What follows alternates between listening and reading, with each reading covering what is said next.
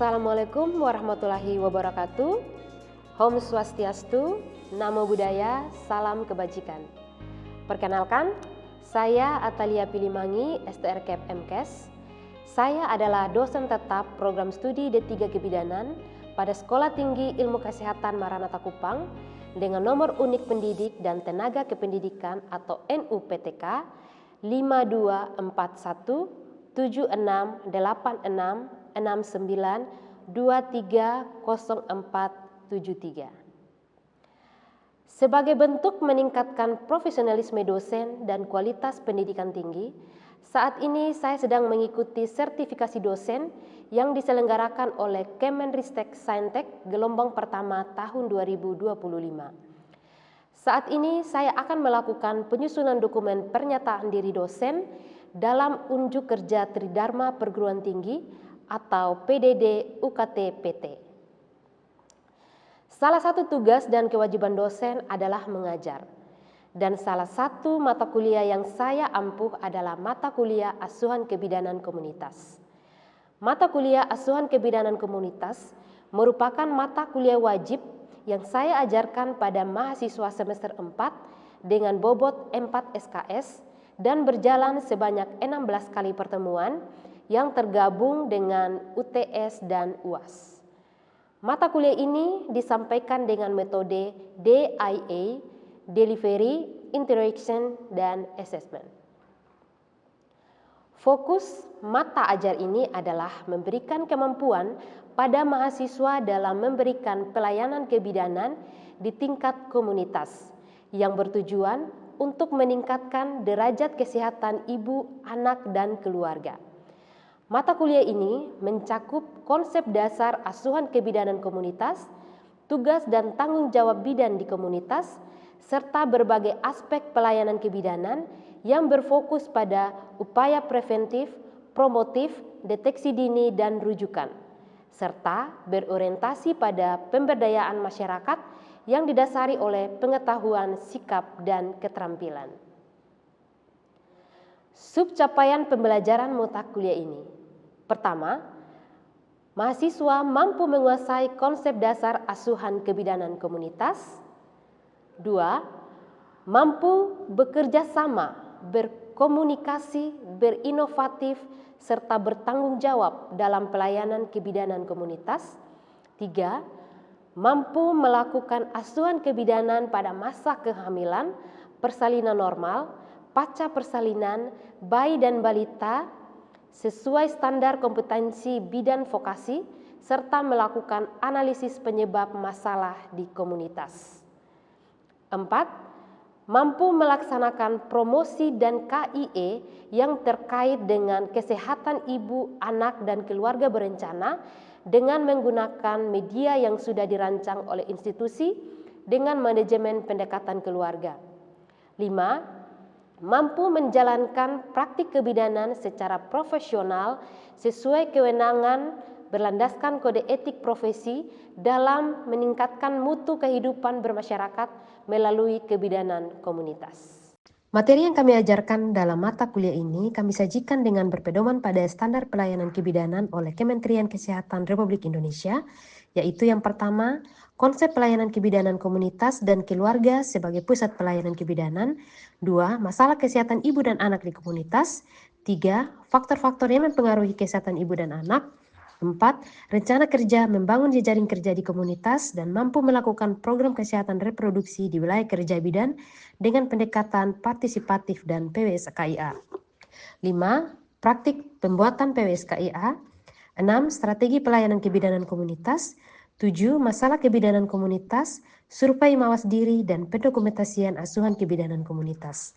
8. Peran keluarga dan masyarakat dalam upaya peningkatan kesehatan ibu dan anak di komunitas. 9. Asuhan antenatal, intranatal, postnatal, bayi dan balita di komunitas, serta sistem rujukan di komunitas. 10. Aspek sosial budaya di komunitas. 11. Pendokumentasian asuhan kebidanan di komunitas.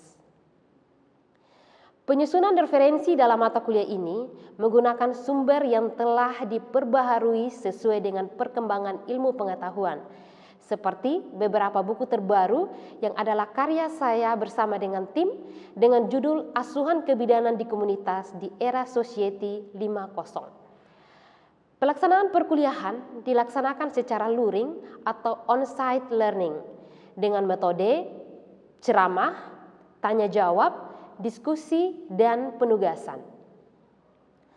Untuk menarik interaksi mahasiswa selama perkuliahan berlangsung, mahasiswa diberikan kesempatan untuk bertanya pada materi yang disampaikan untuk poin-poin yang masih belum dipahami.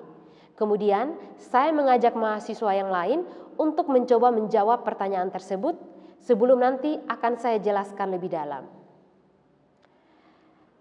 Baik, sistem penilaian dalam mata kuliah ini dilakukan berdasarkan beberapa aspek penilaian, yaitu tugas sebanyak 25%, praktikum sebanyak 30%, UTS 15%, dan ujian akhir semester sebanyak 30%. Selanjutnya, kita akan menyaksikan video proses pembelajaran dalam ruang kelas pada mata kuliah Asuhan Kebidanan Komunitas.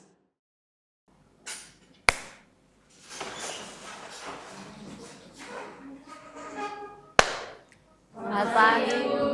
Selamat pagi. Ya. Baik, kita akan memulai perkuliahan kita pada pagi hari ini. Apa kabar semuanya? Baik, Ibu. Sudah sarapan tadi? Sudah, Ibu. Berarti sudah siap ya untuk kita mulai kelas hari ini? Siap, Ibu. Baik, sebelum kita mulai akan sangat baik sekali kalau kita awali dengan doa. Saya akan pimpin kita dalam doa, masing-masing berdoa sesuai dengan agama dan kepercayaannya. Berdoa dimulai. Berdoa selesai. Ya. Dan topik yang akan kita belajar hari ini adalah tentang jejaring kerja di komunitas dan tentang PWSKIA. Pasti kalian juga sudah pernah mendengarkan apa itu jejaring kerja, apa itu PWSKIA. Sudah pernah dengar belum sebelumnya? Sudah kan? Nah, di sini kita akan belajar lebih dalam lagi supaya kalian bisa lebih memahami tentang tema atau topik yang akan kita pelajari hari ini. Oke, yang pertama yang akan kita bahas adalah jejaring kerja di komunitas. Kalau komunitas tidak perlu saya jelaskan lebih dalam lagi karena sebelumnya kan sudah diajarkan kan komunitas itu apa. Nah, sekarang kita hanya fokus untuk belajar tentang jejaring kerja di komunitas. Oke, ini pengertian umumnya. Jadi jejaring kerja itu ada terjadinya hubungan antara dua pihak atau bisa juga lebih untuk membentuk satu ikatan kerjasama dengan tujuan untuk mendapatkan manfaat bersama. Jadi tujuannya itu untuk kebersamaan. Jadi dalam satu wilayah membangun kerjasama atau dalam satu instansi dengan instansi yang lain dengan tujuan yang sama. Di sini kita akan belajar lebih khusus lagi tentang kerjasama antara bidan di komunitas. Bidan, siapa bidan? Saya, Bu. Ya, siapa bidan? Bidan adalah tenaga kesehatan yang membantu dalam proses pelayanan mulai dari kehamilan, persalinan, bayi baru lahir, dan kesehatan pasca persalinan. Iya, benar sekali. Jadi bidan itu adalah nanti kalian adalah calon-calon bidan. Setelah kalian menempuh pendidikan di sini, setelah kalian wisuda, kalian akan dinyatakan sebagai bidan. Jadi nantilah kalian yang akan ditugaskan ke wilayah-wilayah tertentu. Jadi yang mau memilih menjadi bidan desa, kalian akan terlibat di dalam komunitas. Yang mau memilih untuk menjadi bidan yang bekerja di rumah sakit akan berada dalam wilayah perkotaan misalnya atau juga ada di daerah-daerah tertentu gitu. Jadi untuk komunitas ini kita fokuskan atau kita khususkan untuk di desa-desa atau nanti kalian bertugas di puskesmas. Oke, jadi nanti kerjasama yang terjalin antara bidan dengan pihak lain seperti baik individu, keluarga, kelompok maupun masyarakat itu tujuannya untuk mencapai derajat kesehatan ibu dan anak, atau biasa kita singkat dengan istilah KIA. Oke. Ya. Selanjutnya, jejaring kerja bidan di komunitas itu diperlukan kerjasama lintas program dan lintas sektor. Lintas program itu apa? Atau di mana? Ya, jadi ini penjelasannya. Kalau untuk lintas program itu biasanya kerjasama yang terjadi dalam satu instansi. Contoh, misalnya program kesehatan ibu dan anak bekerja sama dengan program gizi. Sama-sama ke posyandu, tapi masing-masing dengan programnya gitu. Atau bisa juga program P2P dan Promkes. Nah, dalam kegiatan penyuluhan kesehatan. Jadi yang dimaksud dengan kerjasama lintas program itu seperti itu. Masih dalam satu instansi, hanya dalam program yang berbeda. Selanjutnya lintas sektor. Nah, kerjasama lintas sektor ini terjadi di luar instansi. Ya, seperti misalnya kita mau turun untuk melaksanakan program bulan imunisasi anak, di mana di sekolah-sekolah. Jadi kalau kalian pernah lihat bidan turun ke sekolah-sekolah untuk melakukan imunisasi, nah inilah yang dimaksud dengan kerjasama lintas sektor tadi. Jadi kita bekerja sama dengan sekolah tersebut. Setelah terjadi kesepakatan, baru kita lakukan kegiatan atau menjalankan program kita. Kemudian selanjutnya adalah dalam pelayanan komunitas. Ini diperlukan pendekatan terhadap pemuka, pejabat masyarakat. Untuk apa kita melakukan pendekatan itu? Tentu untuk mendapatkan dukungan. Kalau kita sudah mendapatkan dukungan, maka program yang akan kita jalankan itu akan berjalan dengan baik. Jadi setelah mendapatkan dukungan, kemudian kita menentukan kesepahaman kita, setelah itu merumuskan kebijakan atau program yang akan kita jalankan. Ya. Lalu siapa saja yang terlibat dalam pelayanan kebidanan komunitas? Jadi inilah pihak-pihak yang nanti akan terlibat dengan kita atau dengan bidan di komunitas. Yang pertama itu adalah tokoh masyarakat.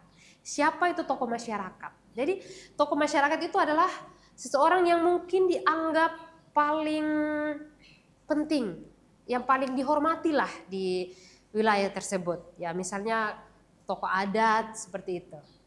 Kemudian tokoh agama. Ya, dalam satu wilayah itu tentu tidak hanya ada satu agama kan, pasti ada beberapa agama. Ya, misalnya Kristen, Katolik, Islam, Hindu, Buddha, nah dan agama yang lainnya gitu. Jadi kita perlu melakukan pendekatan juga kepada tokoh-tokoh agama ini. Kemudian selanjutnya adalah pemerintah. Nah, pemerintah inilah juga yang menjadi salah satu yang sangat penting. Jadi mulai dari tingkat kecamatan sampai ke tingkat desa. Jadi ada kepala desa, kemudian ada dusun. Jadi mereka itu bisa kita libatkan dan harus kita libatkan juga.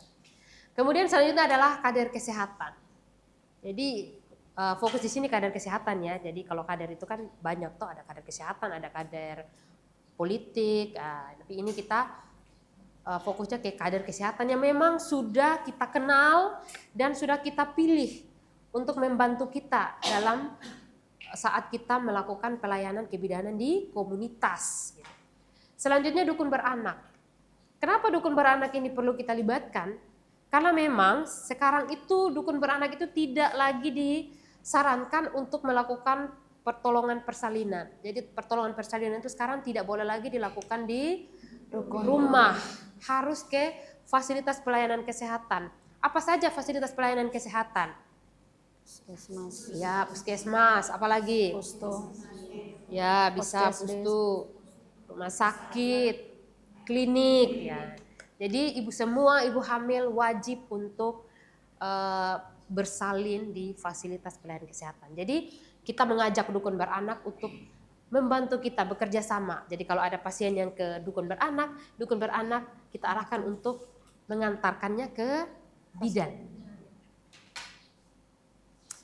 Ya, sebelum kita masuk ke topik ini, saya mau bertanya dulu, mungkin ada yang masih belum dipahami sampai di sini?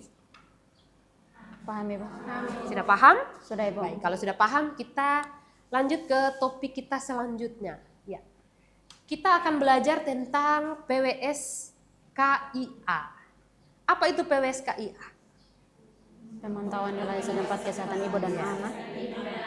Sudah cukup jelas di situ ya. PWS KIA adalah pemantauan wilayah setempat kesehatan ibu dan anak. Ya.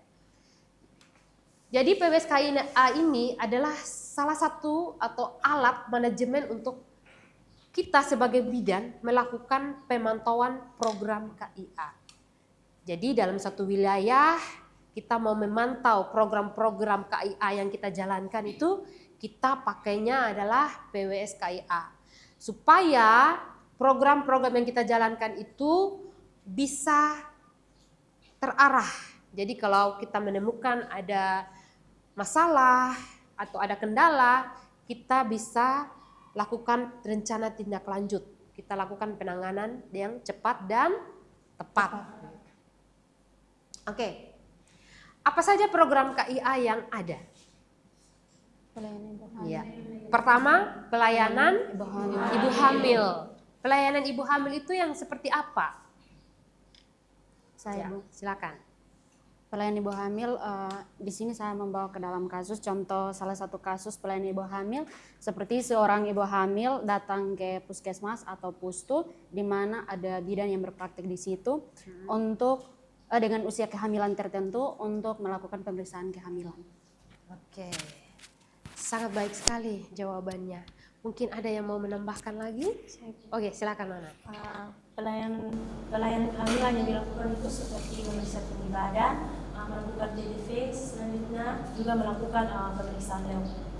Oke, ya itu ya. Jadi sudah cukup diketahui bersama kan ya. Jadi untuk pelayanan kehamilan itu kita pakainya standar berapa T? 10T. Gitu ya. Tapi kita tidak rincikan di sini ya, karena mata kuliah kita tidak di situ. Kalau untuk belajar tentang 10T kehamilan itu kita belajar di ASKEP kehamilan. Nah, di sini kita fokusnya ke pelayanan komunitas. Yang penting kalian tahu dulu apa saja yang akan kita kerjakan pada saat kita ada di komunitas. Selanjutnya adalah ibu bersalin. Ya. Ibu bersalin, kemudian ada ibu nifas. Kemudian yang keempat ada siapa? Iya, ibu. Ya, contoh komplikasi kebidanan itu seperti apa sih? Salah satu contoh komplikasi kebidanan. Ayo, siapa? Iya, misalnya ibu hamil dengan hipertensi, ya itu masuk dalam komplikasi ya. Kemudian keluarga berencana. Keluarga berencana ini apa yang harus kita berikan? Konseling, ya kan? Iya. Seorang ibu datang kepada bidan, kemudian meminta diberikan konseling tentang alat kontrasepsi apa yang paling tepat untuk dia pakai. Nah, kita harus mengarahkan gitu ya. Kemudian bayi baru lahir atau BBL. Selanjutnya bayi baru lahir dengan komplikasi dan bayi dan juga balita gitu. Jadi ada bayi baru lahir, ada bayi dengan komplikasi, selanjutnya juga ada bayi dan balita yang masuk dalam kategori normal. Jadi normal, yang bermasalah, semuanya kita lakukan di komunitas ya. Oke, lanjut. Lalu bagaimana dengan kegiatan PWS KIA? Ya, yang pertama tentu kita akan melakukan pengumpulan data. Data apa yang kita kumpulkan? Ya, banyak. Data yang kita kumpulkan di desa atau di wilayah itu banyak. Mulai dari data jumlah penduduk, kemudian ada berapa banyak ibu hamil di situ, ada berapa banyak ibu difas di situ, ada berapa banyak bayi balita. Jadi setiap desa itu kita punya datanya. Jadi misalnya dalam desa A penduduknya ada berapa, itu kita harus mendata. Tugas kita. Jadi langkah awal yang perlu kita lakukan adalah pendataan dulu ya. Oke, selanjutnya setelah kita lakukan pendataan, kita lakukan yang namanya pengelolaan data. Ya, jadi setelah itu kita lakukan pengelolaan data, kita lihat oh ternyata di desa A ibu hamilnya misalnya ada 10, di desa B oh ternyata ibu hamilnya ada 12. Nah, seperti itu. Selanjutnya kita analisis lagi. Setelah pengelolaan kita analisis untuk kita melihat nih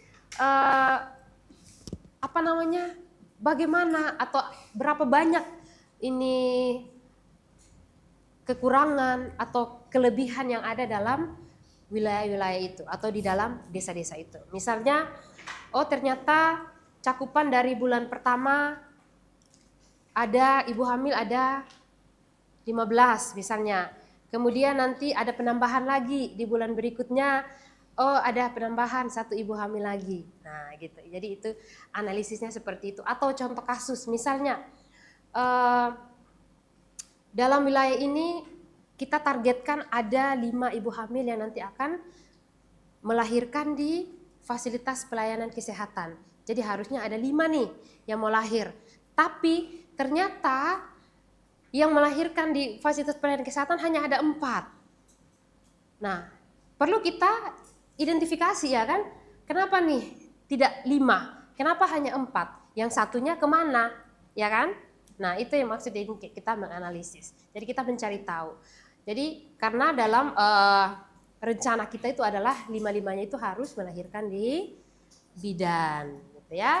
Selanjutnya adalah setelah analisis kita lakukan interpretasi data, kemudian berlanjut ke penyebarluasan informasi. Jadi setelah itu kita sampaikan ke pimpinan atau pengelola program. Oh inilah hasil dari mulai dari pengumpulan data sampai dengan interpretasi data. Inilah hasilnya, kita laporkan ke kepala puskesmas, kemudian nanti dari kepala puskesmas ke dinas terkait. Gitu. Jadi tugas bidan itu banyak ya. Itulah kenapa kalian selalu dibekali dengan ilmu pengetahuan sebelum nanti kalian benar-benar menjadi bidan.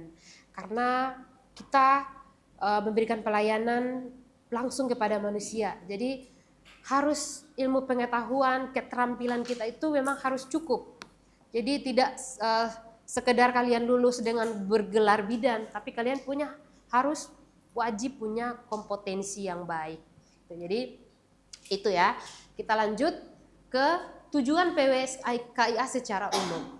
Yang pertama, kita akan melakukan pemantauan cakupan mutu pelayanan KIA secara terus-menerus di wilayah kerja kita gitu. Jadi tidak semua wilayah, tapi di wilayah kerja kalian, di mana kalian ditugaskan, disitulah kalian melakukan pemantauan itu.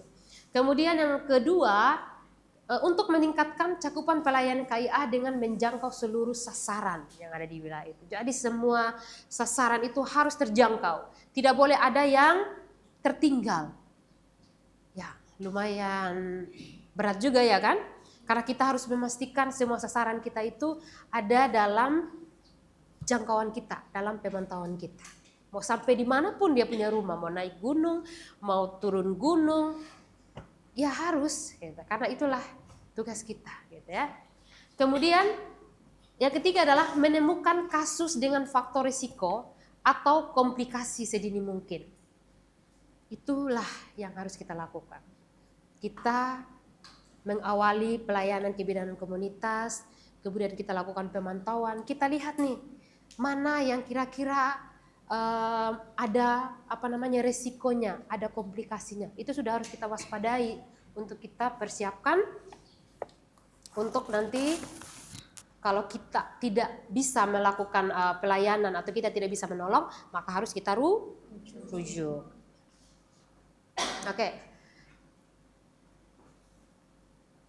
Lalu tujuan PWSKIA secara khusus lagi nih. Jadi ini kita membahas secara khusus. Yang pertama, memantau pelayanan KIA secara individu. Nah, kalau tadi kan secara ini kan secara keseluruhan kan.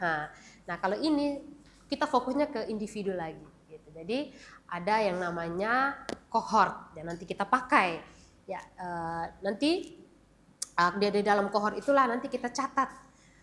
Misalnya tentang ibu hamil, jadi ibu nifas, jadi ada masing-masing cohort gitu ya. Kemudian yang kedua, memantau kemajuan pelayanan KIA dan cakupan indikator KIA secara teratur setiap bulan dan secara terus-menerus. Kemudian yang ketiga, menentukan prioritas wilayah yang memerlukan penanganan lebih intensif. Jadi ada wilayah-wilayah tertentu yang mungkin nanti akan ada fokusnya kita gitu. Mungkin di wilayah tersebut masalah atau cakupan masalah KIA-nya itu lebih besar, lebih banyak dari wilayah yang lain, maka kita fokuskan untuk ada di situ gitu.